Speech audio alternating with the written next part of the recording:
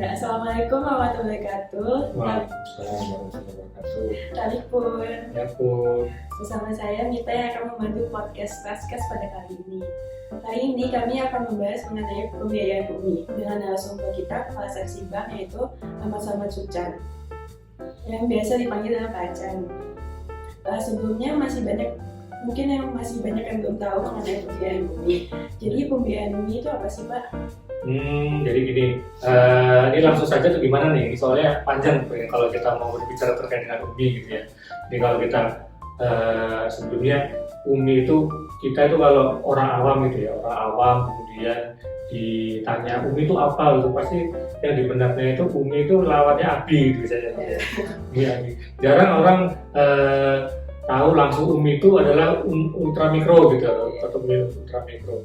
Makanya kita ingin memberikan sosialisasi sedikit gitu ya terkait dengan UMI. Ini merupakan program pemerintah yang sudah ada sejak tahun 2017 diluncurkan, yang diluncurkan pemerintah pusat dengan dana dari APBN, kemudian juga instansi ataupun lembaga yang menyalurkan adalah PIP, Pusat Investasi Pemerintah, ya, dan bisa dilakukan dengan secara dengan reguler seperti itu. Jadi tujuan pembiayaan UMI itu apa ya, Pak? Intinya tujuannya adalah untuk memberdayakan UMKM. Jadi ultramikro adalah pengusaha yang paling bawah, paling dasar. Itu kalau kita bisa melihat, kalau kita melihat plafon UMI sendiri itu kan 20 juta gitu ya. Jadi benar-benar usaha yang paling bawah, dan itu memang mereka tidak bisa atau belum tersentuh oleh perbankan. Jadi karakteristik pembiayaan UMI usaha ultramikro itu yang pedagang kecil gitu ya? Iya, betul-betul sangat kecil. Ada apa lagi gitu? Kalau karakteristiknya sih yang tadi saya sampaikan itu ya, itu hanya untuk pedagang-pedagang kecil yang mereka itu sama sekali belum tersentuh oleh perbankan, atau mereka tidak punya akses karena keterbatasan banyaklah keterbatasan mereka, tidak punya misalkan pencatatan keuangan yang bagus gitu ya. Jadi usaha-usaha itu tidak mereka catat gitu ya, kayak misalnya pedagang bakso biasa itu kan mereka tidak mencatat pembukuan seperti pengusaha-pengusaha gitu ya.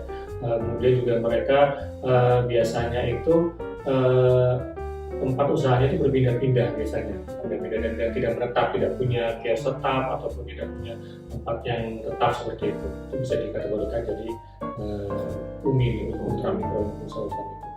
Untuk syarat jadi yang peminjam debitur ya.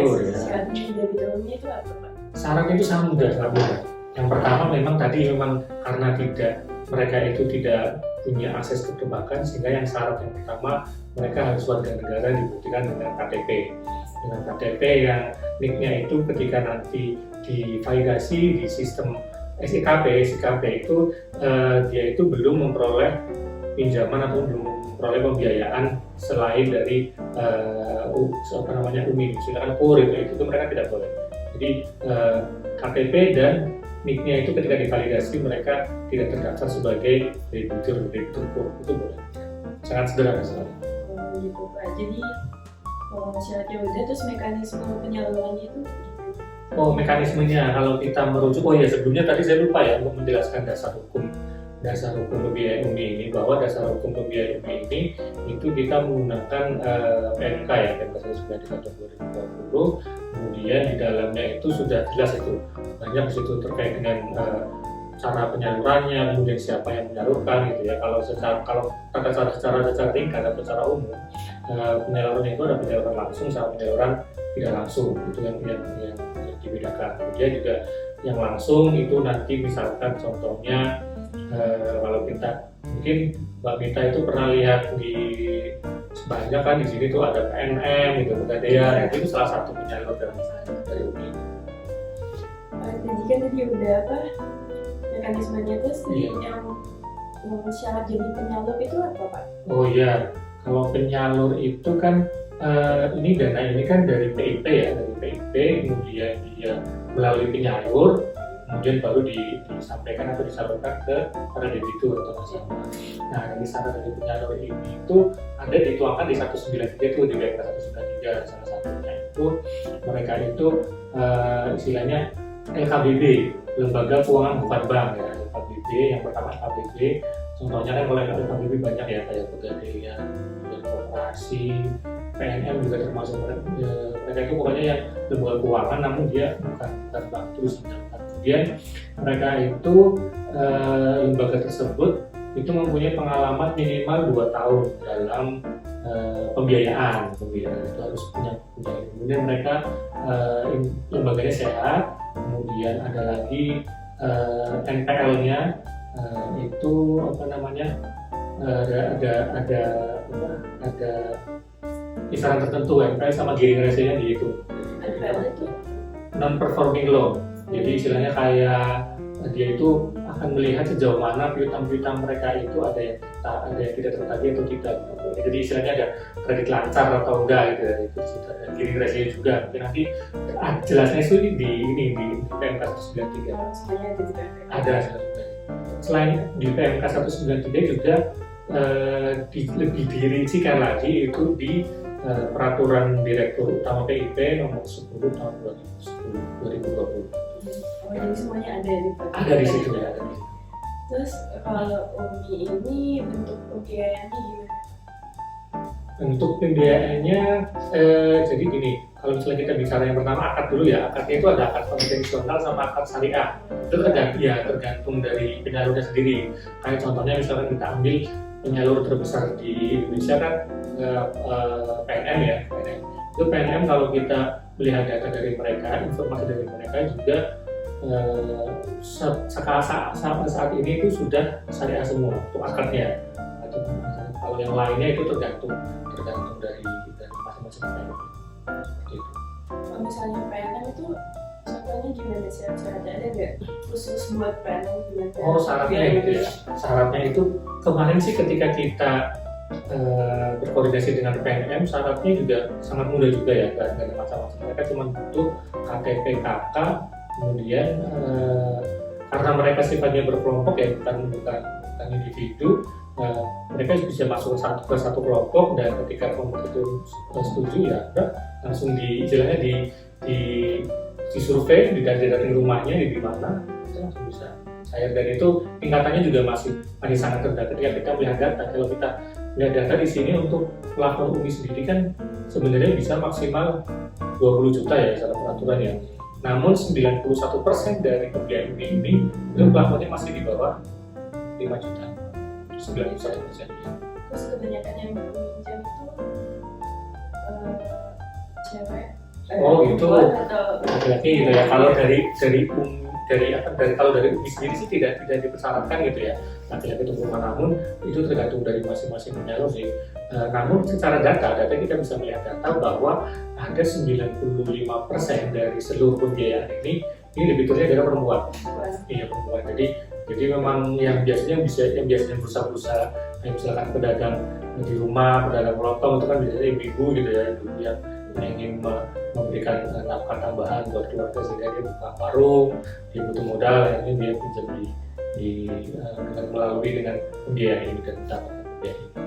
Seperti itu. Kalau di PNM sendiri untuk saat ini wajib, malah mereka mewajibkan yang meminjam itu perempuan. Kalau di PNM sendiri ya ini contoh salah satu.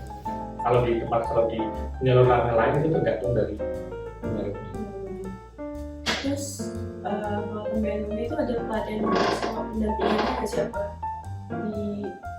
dipinjemin aja gitu? Oh iya, inilah salah satu perbedaan dari pembiayaan UMI dengan pembiayaan yang lainnya. Mungkin kalau kita pinjam di tempat lain gitu ya, ataupun pinjam di bank secara komersil itu kan harus kita indikasi pinjaman, kemudian kewajiban mengangsur setiap bulan atau setiap minggu selesai gitu ya.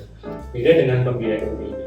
Pembiayaan UMI persyaratan adalah penyalur harus mampu memberikan suatu pelatihan ataupun pendampingan terhadap nasabah atau terhadap debitur untuk bisa mengembangkan usahanya itu lebih baik lagi. Jadi bukan hanya memberikan bantuan, memberikan pembiayaan, dikasih modal, kita kasih misalkan 5 juta, dikasih 5 juta, udah sana berjalan juga seperti itu. Namun dengan 5 juta itu diharapkan tetap didampingi gitu.